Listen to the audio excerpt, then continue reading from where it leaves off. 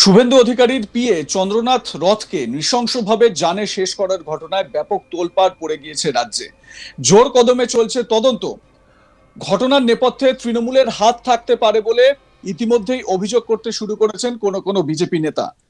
তবে বিজেপির এক জয়ী প্রার্থী অর্জুন সিং যে মন্তব্য করেছেন সেটি ঘিরে কার্যত শোরগোল পড়ে গিয়েছে। আজ তাক বাংলাকে একান্ত সাক্ষাৎকারে অর্জুন সিং বলেন, পুরো প্ল্যানিং করে রেকি করে পেশাদারি কায়দায় এই কাজ করা হয়েছে। অভিষেক ব্যানার্জির একজন পুলিশ আধিকারিক আছেন, তিনি এই ধরনের অপরাধীদের সংগঠিত করেন, তিনিই করেছেন বড় অভিযোগ করছেন অর্জুন সিং। কি বলছেন তিনি, শুনুন তার বক্তব্য।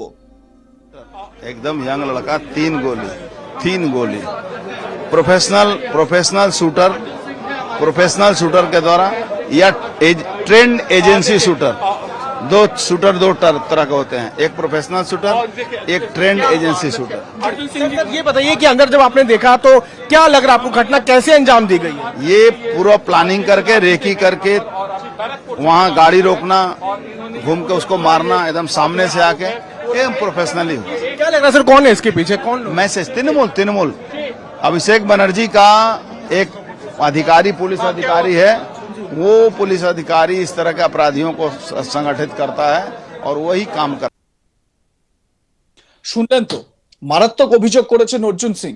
প্রসঙ্গত বুধবার রাতে মধ্যমগ্রামের দোহারিয়া এলাকায় ঘটে যায় এই ভয়ঙ্কর ঘটনা।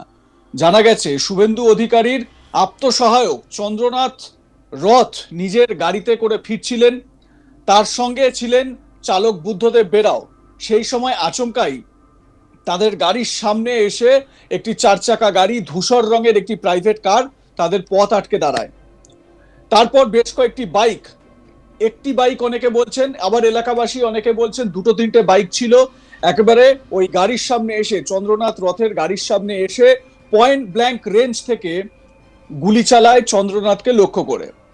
চন্দ্রনাথের 3টে গুলি লাগে, পেটে, কাঁধে এবং মাথাতেও একটি গুলি লাগে বলে জানতে পারা যায়। এবং তার একটি গুলি এমন পরিস্থিতি, মানে চিকিৎসকরা বলছেন যে তার ফুসফুস ফুটো করে দেয়, যার জন্য সঙ্গে সঙ্গে মানে স্পট ডেড হয়ে যান এই চন্দ্রনাথ রথ।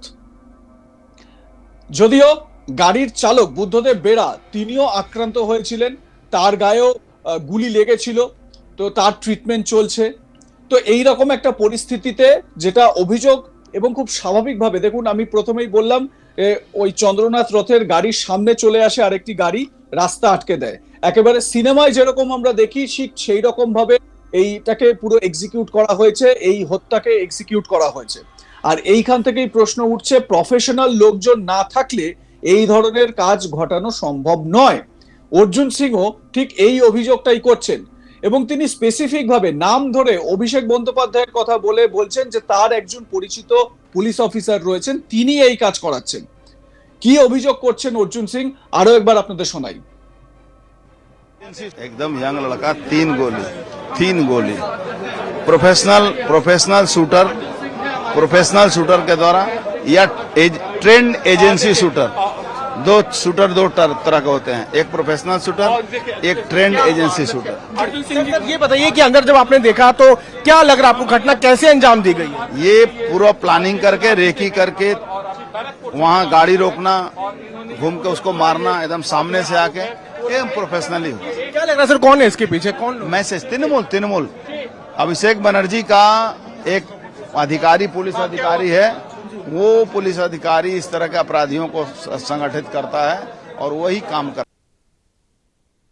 পুলিশ সূত্রে খবর, খুব কাছ থেকে গুলি চালানো হয়েছিল। তদন্তকারীদের অনুমান পুরো ঘটনাটি অত্যন্ত পরিকল্পিত, কারণ আততায়ীরা জানতো কখন চন্দ্রনাথ ওই রাস্তা দিয়ে যাবেন, এমনকি কোন রাস্তায় তিনি ফিরবেন সেটাও আগে থেকেই জানা ছিল তাদের।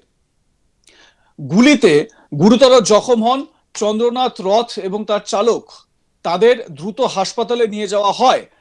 যদিও চন্দ্রনাথকে সেই সময় বাঁচানো সম্ভব হয়নি, চন্দ্রনাথকে প্রয়াত বলে ঘোষণা করেন চিকিৎসকরা।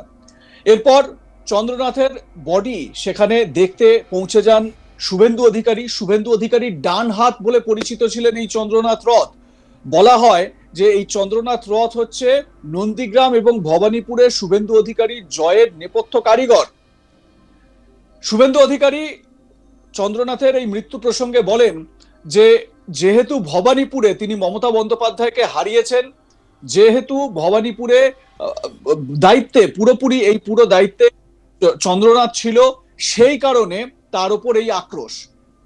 আক্ষেপের সুরে কোথাও কিছুটা হলেও বলছেন যে ভবানীপুরে যদি তিনি না জিততেন তাহলে হয়তো চন্দ্রনাথের এই রকম মর্মান্তিক পরিণতি হতো না। স্বাভাবিকভাবে এই ঘটনাকে কেন্দ্র করে একটা উত্তেজনা ছড়িয়েছে রাজ্য রাজনীতিতে এবং আমাদের রাজ্যে রাজনৈতিক হিংসার ঘটনা আমরা প্রচুর দেখেছি।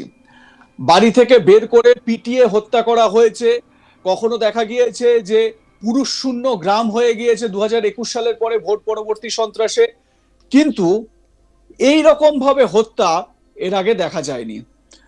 যদিও চন্দ্রনাথ রথের সঙ্গে কিন্তু ডিরেক্ট পলিটিক্যাল কোনো কানেকশন ছিল না, মানে তিনি কিন্তু রাজনীতি করতেন না, তিনি শুভেন্দু অধিকারীর পিএর কাজ করতেন, এক্সিকিউটিভ পিএর কাজ করতেন বলে জানতে পারা যাচ্ছে। এবং তিনি তার আগের কর্মজীবনে তিনি বায়ুসেনার বা এয়ারফোর্সের একজন কর্মী ছিলেন।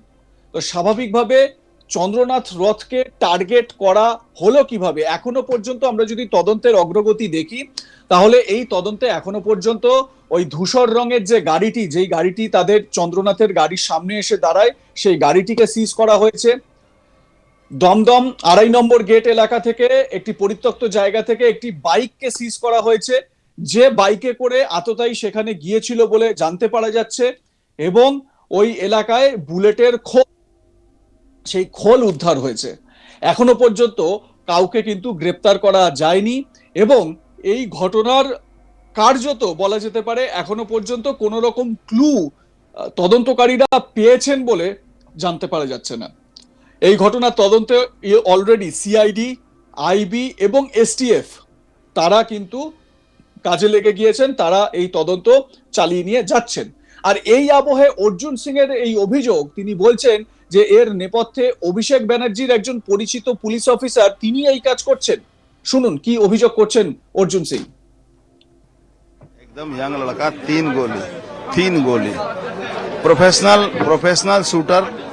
प्रोफेशनल शूटर के द्वारा या ट्रेंड एजेंसी शूटर, दो तरह के होते हैं, एक प्रोफेशनल शूटर, एक trained agency shooter. Arjun Singh ji, ये बताइए कि अंदर जब आपने देखा तो क्या लग रहा आपको, घटना कैसे अंजाम दी गई है? ये पूरा प्लानिंग करके, रेकी करके वहां गाड़ी रोकना, घूम के उसको मारना एकदम सामने से आके, ये प्रोफेशनली हो।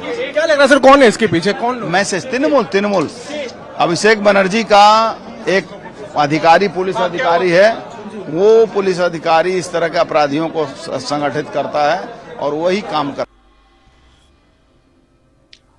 আপনাদের মতামত জানাতে থাকুন, দেখতে থাকুন আজ তাক বাংলা। সাবস্ক্রাইব করুন আমাদের ইউটিউব চ্যানেলটি, বেল আইকন প্রেস করুন নোটিফিকেশন পেতে।